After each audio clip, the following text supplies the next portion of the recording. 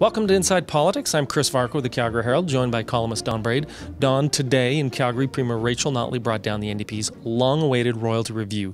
This is always an explosive, hot-button issue in the world of Alberta politics. But it seemed like today, Rachel Notley was showing that it's different being in government than it is being on the opposition benches. What did you make of what she said today versus what she was saying as opposition leader just 7 or 8 months ago? Well, she was saying before that Albertans are getting ripped off, that the PCs are sharing their money with their friends and all that stuff.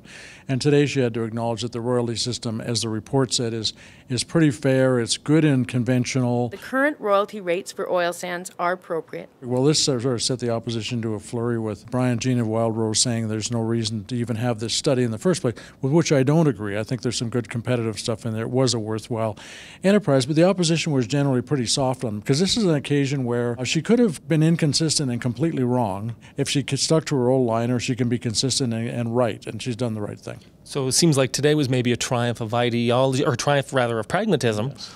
And economics, maybe over ideology, when she said we are basically getting our comparable rate of return versus other jurisdictions, versus what she said 9 months ago, which is Albertans aren't getting their fair share for this resource. Well, nobody enjoyed it more than Rick McIver after having listened to her say all these things.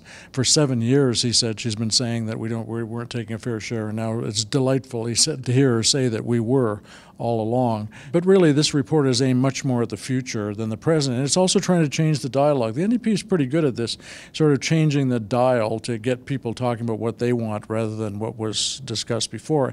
And now it's all about competitiveness rather than royalty rates. So, Don, how did you think they actually performed at the end of the day when this review is all done and it goes into the history books? How do you think history is going to remember the great royalty review of 2015-2016? I think it will record that the NDP got out of this by the skin of their teeth, that they have managed to calm it down a bit. One thing, for instance, 10 years of the same royalties for wells that are now in production. You know, they've done some very conservative things, odd for the NDP, but I think they've calmed things down. All right. Thanks, Don.